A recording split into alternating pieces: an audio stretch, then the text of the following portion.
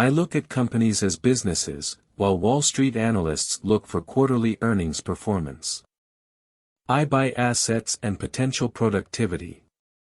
Wall Street buys earnings, so they miss a lot of things that I see in certain situations. My opinion is that, philosophically, I'm doing the right thing in trying to shake up some of these managements.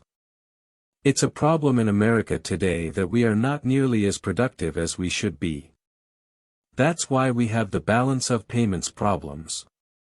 It's like the fall of Rome, when half the population was on the dole. In this takeover game, if you have the stock, you should win. The guy who has the most stock and the fortitude to hold on to it can go ahead and can win this thing. But it's a tough game. On negotiating governance matters with Donald Trump's chief financial officer Stephen Bollenbach said, "There's no way we're doing this. If we do this and we don't perform, we're screwed." So I said, "You're correct. If you don't perform, you're screwed."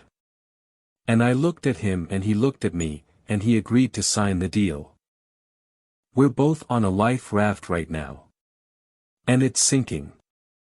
It doesn't matter who got on first. We have to do something to save ourselves. In the takeover business, if you want a friend, you buy a dog. If you want a friend, you buy a dog. To the Western Union men, why are you paying Ben a fee? Ben is like the general who is leading his army and says, "Charge the hill." We all followed.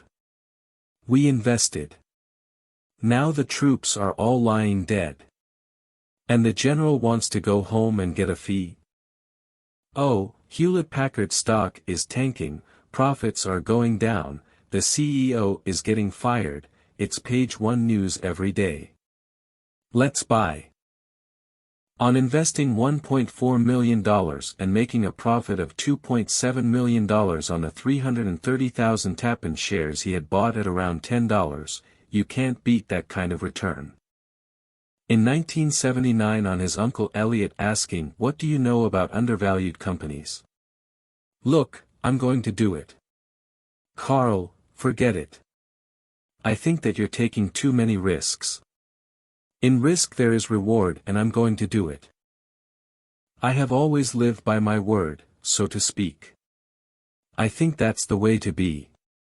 The funny, ironic part is if you do that over the years, it really pays off tremendous dividends.